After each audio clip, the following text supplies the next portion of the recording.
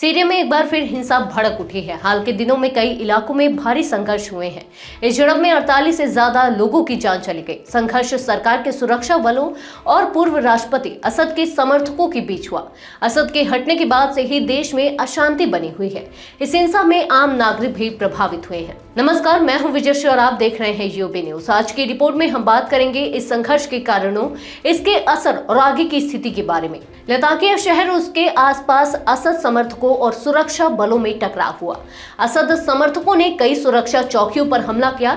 इसके बाद जवाबी कार्रवाई में कई लोगों की जान चली गई। इस झड़प में 16 सुरक्षा कर्मी, 28 असद समर्थक और 4 आम नागरिकों की जान चली गई। इस हिंसा के बाद कई इलाकों में कर्फ्यू लगा दिया गया। टार्टस और होम्स जैसे शहरों में भी स्थिति तनावपूर्ण बनी हुई है। सीरिया में लंबे समय से अस्थिरता बनी हुई है। असद सरकार के पतन के बाद देश में सत्ता को लेकर संघर्ष जारी है। नई सरकार को असद समर्थकों के विरोध का सामना करना पड़ रहा है। लताकिया और टार्टस प्रांत असद का गढ़ रहे हैं। यहाँ असद समर्थकों की संख्या ज्यादा है। इन इलाकों में हाल के महीनों में कई बार हिंसा भड़की है। सीरिया में कई समुदाय रहते हैं, इसमें अलावी समुदाय भी शामिल है जिससे असद का संबंध था। कई लोगों का मानना है कि असद के शासन में अलावी समुदाय को विशेष अधिकार मिले थे। अब नई सरकार के आने के बाद इस समुदाय पर खतरा बढ़ गया है। कई लोगों को निशाना बनाया जा रहा है। कई परिवारों को घर छोड़कर सुरक्षित जगहों पर जाना पड़ा है। संयुक्त राष्ट्र और कई देशों ने इस हिंसा की निंदा की है। सीरिया की नई सरकार ने भी कहा है कि हिंसा पर रोक लगाई जाएगी, लेकिन अभी तक इस पर कोई ठोस कदम नहीं उठाया गया है।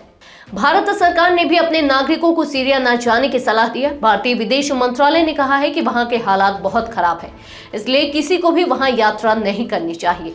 सीरिया में शांति स्थापित करना जरूरी है। कई देश वहां स्थिरता लाने के लिए कोशिश कर रहे हैं, लेकिन लगातार हो रही हिंसा के कारण स्थिति और बिगड़ती जा रही है।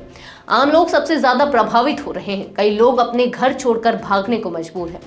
सीरिया की समस्या का हल जल्द से जल्द निकालना जरूरी है। सरकार को सभी समुदायों के लिए सुरक्षा सुनिश्चित करनी होगी।